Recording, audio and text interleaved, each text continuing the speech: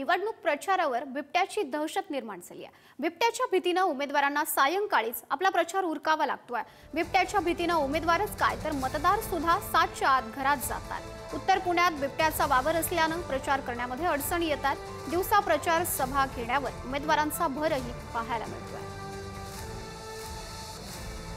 हे बिबट्यांचा खूपच मोठा गंभीर प्रश्न आहे। जाधवमळा, शितकल वस्ती, मोरडेवाडी, भेकेमळा सगळीकडेच बिबटे आहेत। तर सकाळचं म्हणजे 11 वाजता गेलो तर बायका शेतात गेलेल्या असतात, त्यामुळे बायका भेटत नाहीत आणि संध्याकाळच्या बिबट्यामुळे तिथं आम्ही जास्त वेळ थांबत नाही। संध्याकाळी अडचणी म्हणजे तिथलीच लोक आम्हाला सांगतात की लवकर तुम्ही जावा, आता बाद झाला प्रचार, सकाळी या। आणि सकाळी गेल्यावर म्हणतात 9 वाजता आत्ताच आला होता, इथंच बसला होता, असे प्रत्येक जणच सांगतात।